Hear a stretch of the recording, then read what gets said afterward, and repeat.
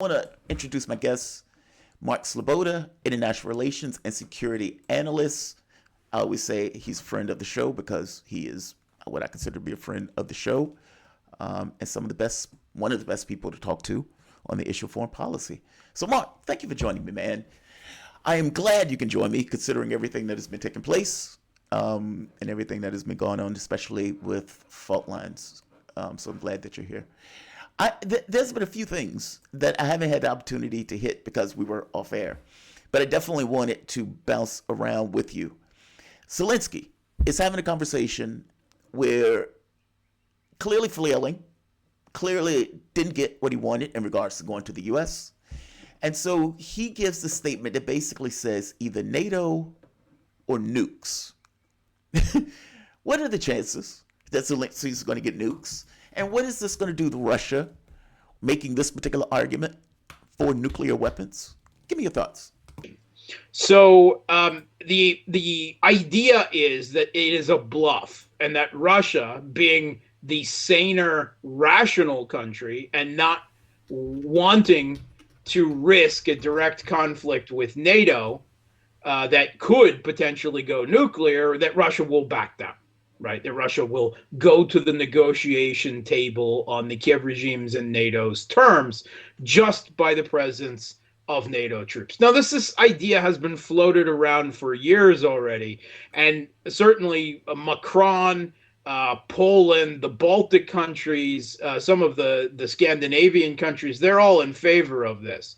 But the United States is not, right? The Pentagon most probably is whispering in Joe Biden's ear, or whoever is running the Biden administration Politburo while Biden is out on senility leave right now, saying, yeah, sir, we can't do that. We really can't do that. That's insane. It's not going to work. So that is the majority of the victory plan, and he wants all the weapons he can get. And the other two clauses are that in return for all of this, they will sell off all of Ukraine's resources, land, and everything to Western companies at pennies, or pennies on the dollar, or hryvnias, right? To give the West a stake. Right, to try to have BlackRock and other Western companies put a pressure on the U.S. government, saying, "Hey, go protect our assets over there. Go do your job. This is what we funded your campaign for." Right? I mean, that's the idea.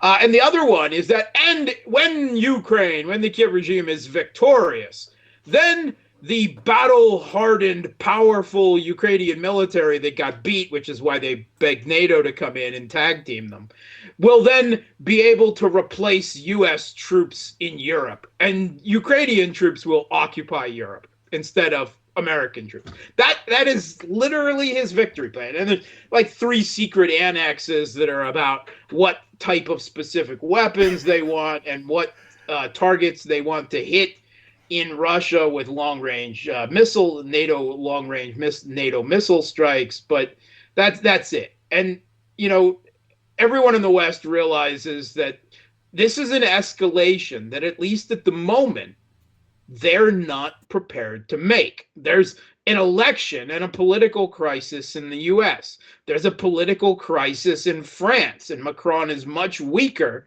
than he used to be, where an anti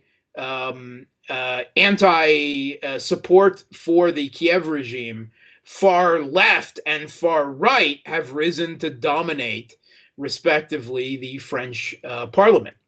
There is also a political crisis in Germany, where the Kiev regime skeptic parties, again on the far left and the far right, are emerging stronger and in some cases victorious in German elections, and the German coalition government is looking weaker than ever. It's not something they can do right now.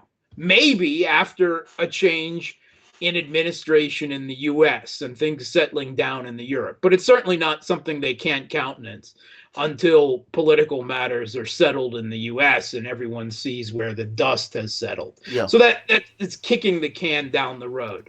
And basically, they've said to Ukraine, well, we can spare a few more $100 million on arms. Just stay alive until after January, and then we'll see where things stand. Don't die before the election. That's where they are. And Zelensky in an increasingly desperate position. We've actually heard this before. He mentioned before Russia intervened. Yes.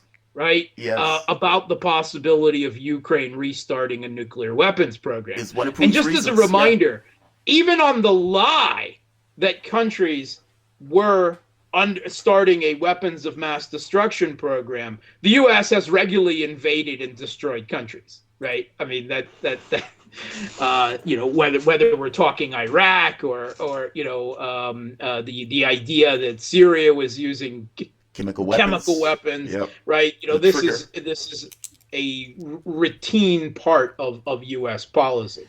So, does Ukraine have the technical ability to build a nuclear weapon? Well, yes, that's the question. Because Zelensky is saying he only needs a week. Yeah, and within that week, they'll build nuclear weapons. Okay, so I mean, I have never built nuclear weapons, but I have been involved in nuclear engineering and reactor operation. So I know a little bit about this. And unless they have had a covert Ukraine uranium enrichment program that they have managed to keep secret from Russia for all this time, no, that's extremely unlikely. What he could do very easily is, they could definitely put together a dirty bomb in a week or two, which is really just irradiated, uranium waste material packed around a conventional bomb. That doesn't have anywhere near, like, it's more psychological effect than actually radiative, but it would create the headlines and the kind of politicized emergency situation if he used it. But see, now, I get from sense. my opinion, from someone who supports Russia's intervention in Ukraine, I love this. I sincerely hope that he does go forward and try to start a nuclear weapons program, because Russia can never allow that. Yeah. Whether Putin's instinct is to go to negotiations or not, right, at this point, they, on simply security matters, then they cannot allow that. They've got to remove the regime from Kiev, root and branch. They cannot have the continuation of a regime in Kiev that is intent on a nuclear weapons program. So they'll have to go all the way to the Polish border. There's no question. And that's what I think that Russia needs to do ultimately.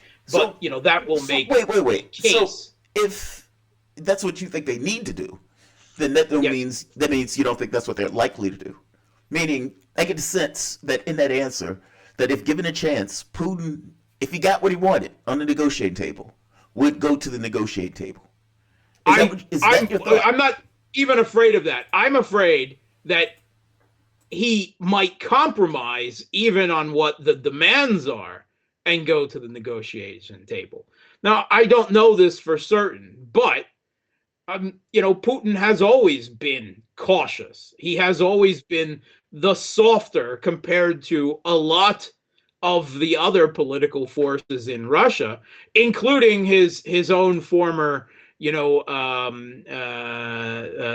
prime minister and briefly president, Dmitry Medvedev, whom has, at least rhetorically, emerged as a kind of hawk of hawks, a Zhirinovsky type figure.